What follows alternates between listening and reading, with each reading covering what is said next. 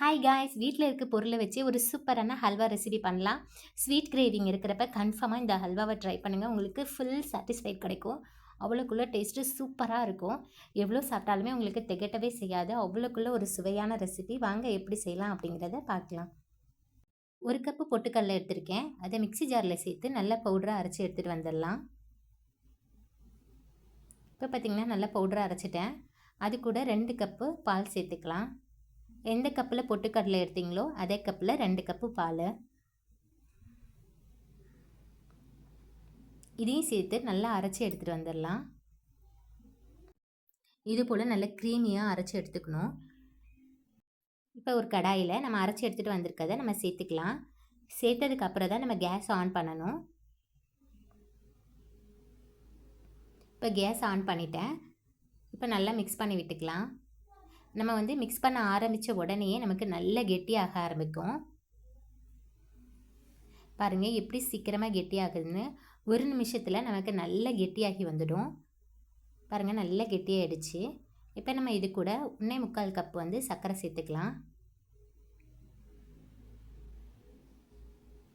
சேர்த்துட்டு இதையும் நல்லா நம்ம மிக்ஸ் பண்ணி விட்டுக்கலாம்.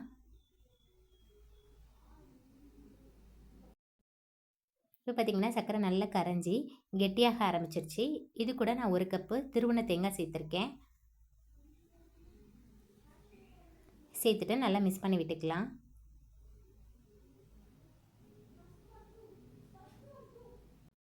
இப்போ இது கூட 1 ஸ்பூன் நெய் சேர்த்துக்கிறேன். சேர்த்துட்டு நல்லா மிக்ஸ் பண்ணி விட்டுக்கலாம்.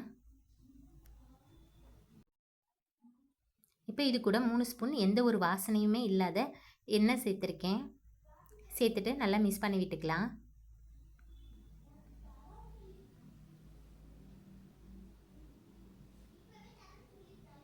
இப்போ 1 ஸ்பூன் நெய் சேர்த்துக்கிறேன். சேர்த்துட்டு நல்லா மிக்ஸ் பண்ணி விட்டுக்கலாம். நமக்கு இதுக்கு நிறைய எண்ணெயோ தேவைப்படாது. ஏன்னா தேங்காயில் இருந்தே நமக்கு நல்லா எண்ணெய் பிரிஞ்சு வரும். நான் ஏலக்காவை 4 ஏலக்காய் தட்டி சேர்த்துருக்கேன். சேர்த்துட்டு நல்லா கலந்து விட்டுக்கலாம். இப்போ பார்த்திங்கன்னா நல்லா கெட்டியாக ஆரம்பிச்சிருச்சு. நம்ம இப்போ கைவிடாமல் நல்லா கிண்டிகிட்டே இருக்கணும். அப்போ தான் நமக்கு அடியில் பிடிக்காமல் நல்லா பர்ஃபெக்டாக வரும். நெய்யில் முந்திரி பருப்பு வறுத்து வச்சுருக்கேன். அதையும் நம்ம இப்போ சேர்த்துடலாம். சேர்த்துட்டு நல்லா மிக்ஸ் பண்ணி விட்டுக்கலாம்.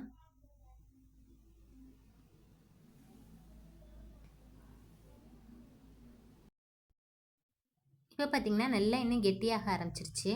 கடாயில் நமக்கு நல்லா ஒட்டாமல் வருது. இன்னும் 2 நிமிஷத்தில் நமக்கு ரெடி ஆகிடும். அவ்வளோதான், ரெடி ஆகிடுச்சு. நம்ம சேர்த்துருந்த நெய் நல்லா பிரிஞ்சு வர ஆரம்பிச்சிருக்கு. தேங்காயில் உள்ள எண்ணெயும் நமக்கு நல்லா பிரிஞ்சு வந்திருக்கு. பார்க்குறதுக்கு இவ்வளோ சூப்பராக இருக்குது பாருங்கள். அல்வா சூப்பராக திரண்டு வந்திருக்கு. டேஸ்ட்டு செம்மையாக இருந்துச்சு. எல்லாருக்கும் ரொம்ப ரொம்ப பிடிச்சிருந்துச்சு. உங்களுக்கும் எல்லாருக்கும் ரொம்ப பிடிக்கும். கன்ஃபார்மாக ட்ரை பண்ணி பாருங்கள். பால் சேர்த்துருக்கிறதுனால நல்ல ஒரு ரிச் ஃப்ளேவரில் இருக்கும். ட்ரை பண்ணி பார்த்துட்டு எப்படி வந்துச்சுன்னு கமெண்ட்டில் சொல்லுங்கள். இந்த வீடியோ உங்களுக்கு பிடிச்சிருந்துச்சுன்னா லைக் பண்ணுங்கள், ஷேர் பண்ணுங்கள், கமெண்ட் பண்ணுங்கள். மறக்காமல் நம்ம சேனலை சப்ஸ்கிரைப் பண்ணிக்கோங்க. தேங்க்யூ.